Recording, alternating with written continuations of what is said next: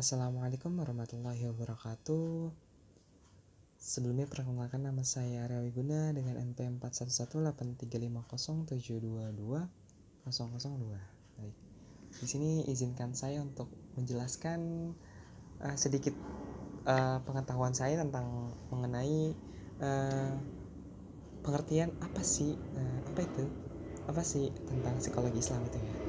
Psikologi Islam itu menurut saya, sebelum merujuk kepada psikologi Islam itu sendiri, saya akan menjelaskan sedikit tentang psikologi secara garis besar.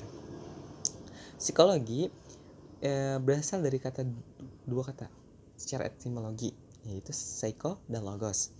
Psycho yang artinya jiwa dan logos yang artinya ilmu. Jadi secara keseluruhan dapat disimpulkan bahwasannya psikologi adalah ilmu yang mempelajari tentang jiwa manusia. Jiwa manusia mencakup banyak hal: perasaan, pikiran, perbuatan. Semua yang kita pelajari dalam psikologi, mulai dari saat manusia saat masih dalam kandungan hingga nanti saat dia wafat, kita mempelajari hal itu. Nah, dari hal tersebut menjelaskan bahwasannya psikologi Islam juga mempelajari hal tersebut, tapi tentang dalam perspektif atau sudut pandang dari ajaran agama Islam. Ilmu ini berusaha untuk memahami perilaku manusia dan memberikan solusi dari masalah-masalah untuk mencapai sebuah kebahagiaan, kesadaran maupun ketenangan hati dalam menjalani kehidupan. Dalam hal tersebut, psikologi Islam ini sangat-sangat mempengaruhi bagaimana cara sudut pandang manusia mengenai sebuah hal, khususnya kepada segala hal mengenai sebuah ajaran tentang pendekatan bagaimana caranya dia menjelaskan bagaimana cara dia dekat dengan Tuhan salah satunya, dan menjelaskan tentang apa sih tujuan dia hidup di dunia ini.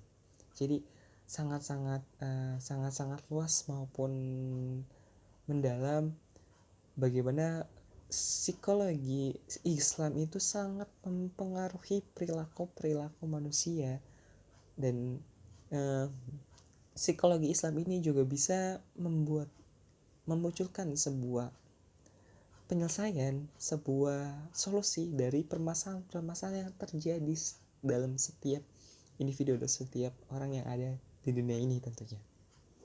Jadi itu yang saya katakan tadi barusannya adalah psikologi Islam sendiri adalah salah satu cabang juga dari ilmu psikologi, yang dimana memang terkhusus untuk ajaran-ajaran Islam, bagaimana sudut pandang perspektif Islam mengenai perilaku yang terjadi di diri kita sendiri, itu manusia sendiri itu sendiri.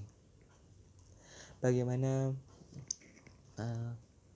dalam beberapa itu juga sering dijelaskan dalam beberapa tokoh terkenal di perspektif psikologi Islam itu sendiri, seperti Ibnu Sina maupun Imam Al-Ghazali dan lain sebagainya, menjelaskan bahwasannya psikologi Islam itu sangat luas, yaitu merujuk pada manusia yang merujuk pada manusia sendiri, dan bagaimana caranya dia itu mempelajari ajaran-ajaran agamanya. Maksudnya di sini adalah sebuah hal perilaku yang merujuk kepada perspektif ilmu itu sendiri, Islam itu sendiri. Jadi seperti itu. Bagaimana caranya dalam tujuannya apa sih? Tujuan dari psikologi Islam itu sendiri apa sih? Pada umumnya sendiri, tujuan psikologi Islam itu sama dengan tujuan psikologi umum pada umumnya ya, yaitu mengembangkan kepribadian, terus juga mengatasi masalah psikologis seperti yang saya sudah tadi jelaskan, terus juga meningkatkan kualitas hidup untuk menjadi sebuah kehidupan, aktualisasi diri seperti apa yang dicantumkan oleh Imam Al-Ghazali. Dan bagaimana cara metode-metode psikologisnya? Metode-metode psikologis Islam itu dengan menggunakan teori konseling Islam, terus terapi spiritual untuk meningkatkan kualitas hidup dia agar dia itu menjadi lebih baik kehidupannya, lebih baik menjalankan hidupnya, dan lebih baik untuk bisa menerima keadaan dirinya sendiri menurut teori atau perspektif Islam itu sendiri. Nah, dan ya dengan itu manusia bisa berpikir bahwasannya tidak ada yang tidak mungkin di dunia, dan pasti semua apapun percobaan yang ada di dunia ini pasti ada jalannya gitu yang dispeksifikan, karena bahwasannya kita dalam psikologi Islam kita memiliki Tuhan yaitu Allah Subhanahu wa taala. Kita serahkan semuanya kepada Allah Subhanahu wa taala karena memang Allah tahu apapun itu, dan Allah tahu apa yang tidak tahu hambanya. Allah mengetahui, Allah maha pengasih lagi maha penyayang, Allah maha bijaksana, dan Allah ihsan, maha segala-galanya, yang terbaik tahu yang terbaik.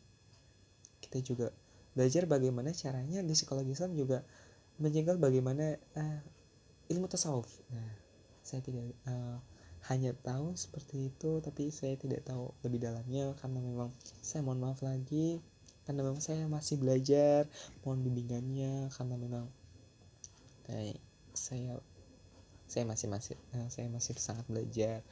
Cukup sekian atas penjelasan dari saya, kurang lebihnya mohon maaf jika ada salah kata atau perbuatan atau salah penjelasan atau penafsiran yang saya ketahui tentang psikologi Islamnya tersendiri. Sekali lagi saya masih belajar, jadi mohon bimbingannya ya Bapak dan teman-temanku.